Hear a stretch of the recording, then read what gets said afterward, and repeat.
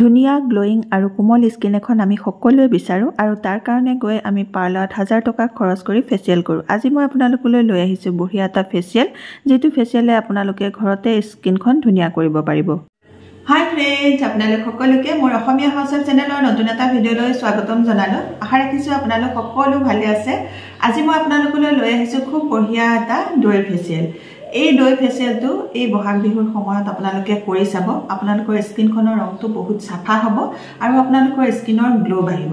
এটা ফেচিয়েল কৰিলে আমাৰ স্কিনৰ পৰা ডেড চেলবোৰ দূৰ হয়, আমাৰ স্কিনত লাগি থকা লেতেৰা ধূলি বালিবোৰ দূৰ হয়। যদি আমাৰ স্কিনখনত ডেড স্কিন চেল জমা হৈ থাকে, লেতেৰা জমা হৈ থাকে, পলিউশ্যন লাগি থাকে, তেতিয়াহ'লে আমাৰ স্কিনখনত গ্লো নাথাকে, স্কিনখনত ডাৰ্ক স্পট সোনকালে হয়, কলা দাগ সোনকালে পৰে।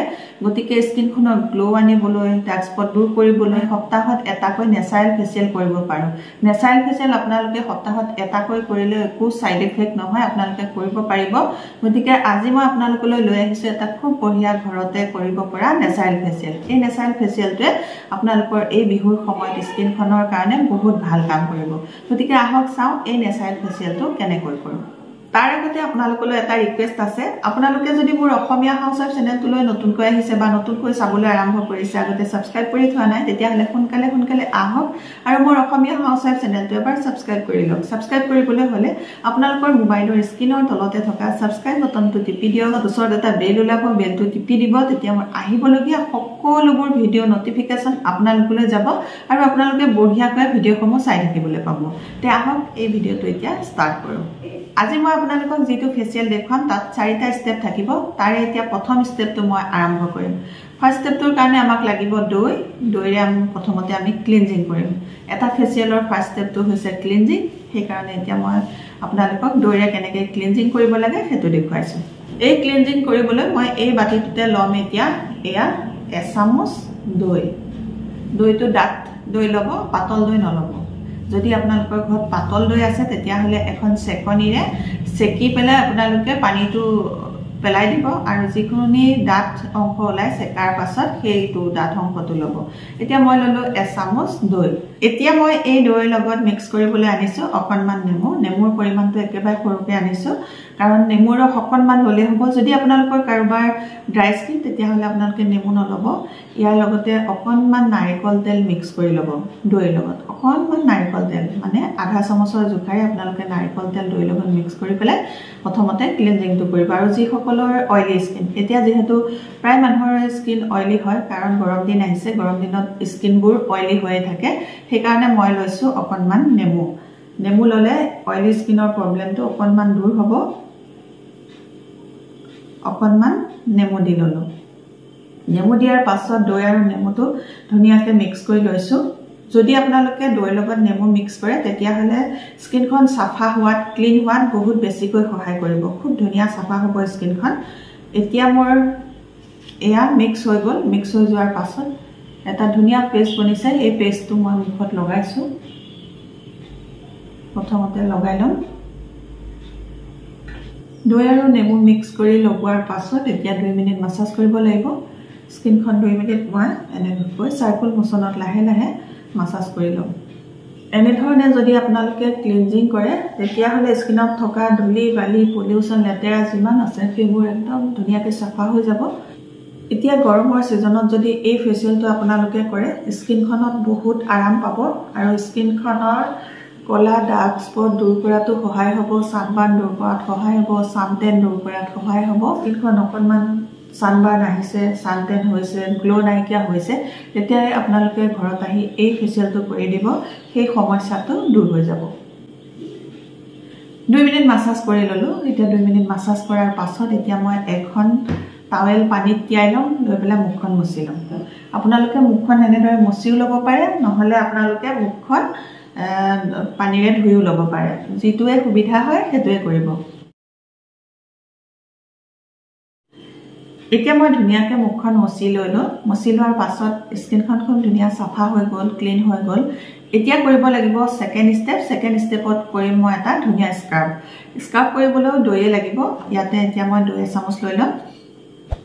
এয়া 1 চামুচ আকৌ দৈ ল'লোঁ। দৈৰ লগত এতিয়া মই মিক্স কৰিম এইটো কফি। আপোনালোকে দৈ লগত কফিও মিক্স কৰি ল'ব পাৰে যদি আপোনালোকৰ ঘৰত এই কফিটো নাই তেতিয়াহ'লে আপোনালোকে পিঠাগুড়ি মিক্স কৰিলেও হ'ব পিঠাগুড়িও মিক্স কৰিব পাৰিব যদি আপোনালোকৰ ঘৰত কফি আছে কফি মিক্স কৰিব যদি কফি নাই তেতিয়াহ'লে পিঠাগুড়ি মিক্স কৰিব এতিয়া মই কফি লম এচামুচ এয়া কফি লৈ ললো এচামুচ দৈ আৰু কফিটো ধুনীয়াকৈ মিক্স কৰি লম এতিয়া লৈ পেলাই স্কাৰ্প কৰিম দুইটা বস্তু ধুনীয়াকৈ মিক্স কৰি ললো মিক্স কৰি লোৱাৰ পাছত এতিয়া মই মুখত লগাইছো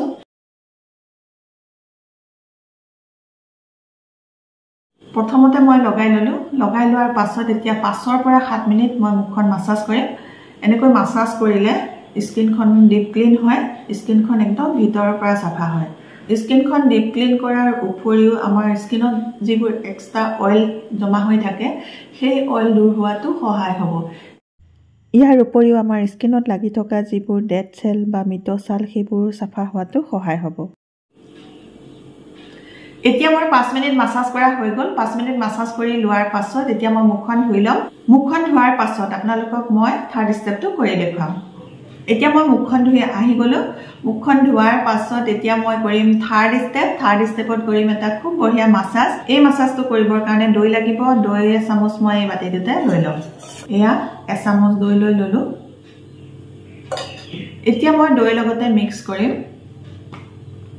এটো কস্তুৰী হালধি আছে কাৰণে মই কস্তুৰী হালধি লৈছো যদি আপোনালোকৰ ঘৰত এই হালধিবিধ আছে তেতিয়াহলে লব যদি নাই তেতিয়াহলে আপোনালোকৰ ঘৰত যিটো হালধি খায় তাৰ পৰা সৰুকে দুটা আঙুলি টিপা যিমানকণ আহে আপোনালোকে দৈ লগতে মিক্স কৰি ল'ব এতিয়া মই কস্তুৰী হালধি দিম এচামুচৰ 4 ভাগৰ এভাগ এয়া হালধি দি ললো এতিয়া খুব ধুনীয়াকৈ হাতেৰে মিক্স কৰি লৈছো এটো খুব ধুনিয়া এটা মাসাজ ক্ৰীম বনাব লাগিব খুব ধুনিয়া এটা মাসাজ ক্ৰীম বনি গল এতিয়া এই মাসাজ ক্ৰীমটোৱে মই মুখখন আকৌ মাসাজ কৰিম প্ৰথমতে লগাই লৈছো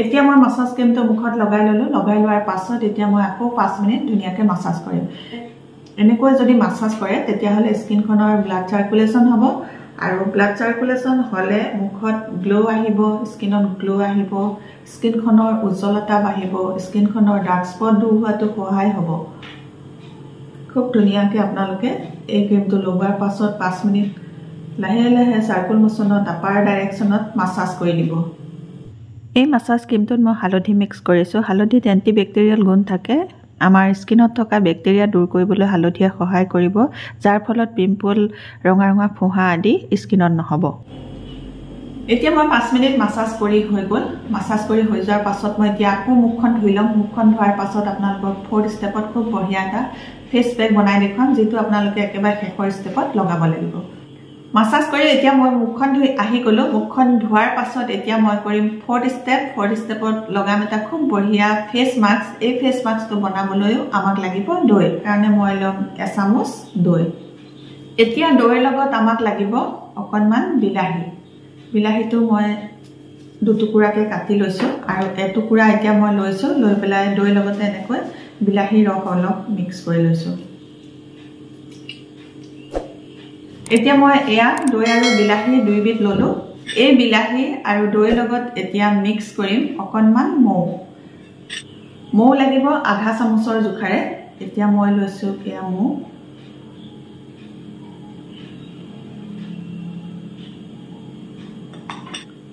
ইয়া দেখিছেনে আধা চামুচ মৌ দি ললো দৈ বিলাহী মৌ দি ললো দি লোৱাৰ পাছত ইয়াৰ লগত আৰু এবিধ বস্তু মিক্স কৰিম সেইবিধ হৈছে বেসন মিক্স কৰিম এতিয়া এচামুচৰ জোখাৰে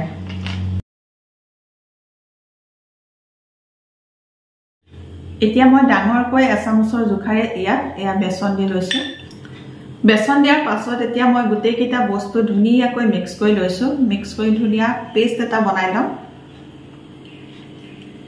এই গুটেই কিটা বস্তুৱে আমাৰ স্কিনৰ উজ্জ্বলতা বঢ়াব স্কিনৰ ৰংটো সাফা কৰিব মিক্স হৈ যোৱাৰ পাছত এতিয়া ধুনীয়া দেখিছেনে ধুনীয়া এটা ফেস পেক তৈয়াৰ হৈ গ'ল এই ফেচ পেকটো একেবাৰে লাষ্টৰ ষ্টেপত আপোনালোকে মুখত লগাব লাগিব ফেচ পেকটো লগাওঁতে আপোনালোকে অলপ ডাঠকৈ লগাব তেতিয়া অলপ সময় বেছিকৈ স্কিনত লাগি থাকিব এতিয়া লগাই হৈ যোৱাৰ পাছত আপোনালোকে 20 পৰা 25 মিনিট ৰাখি দিব 20-25 মিনিট পাছত আপোনালোকে দেখিব ফেচ পেকটো শুকাইছে তেতিয়া আপোনালোকে মুখখনত লাহেকৈ অকণমান পানী লগাই দিব পানী লগাই লোৱাৰ পাছত আপোনালোকে লাহে লাহে আপাৰ ডাইৰেকশ্যনত মাসাজ কৰি এই ফেচ পেকটো আঁতৰাব তাৰ পাছত আপোনালোকে ঠাণ্ডা পানীৰে মুখখন ধুই ল'ব মুখখন ধোৱাৰ পাছত আপোনালোকে ঘৰত যেটো ক্ৰীম বা ময়শ্চাৰাইজাৰ লগায় সেই ক্ৰীম বা ময়শ্চাৰাইজাৰ লগাব আৰু এতিয়া গৰম দিন যেহেতু ঘৰৰ পৰা বাহিৰলৈ ওলালে আপোনালোকে সানস্ক্ৰীন লগাবলৈ নাপাহৰিব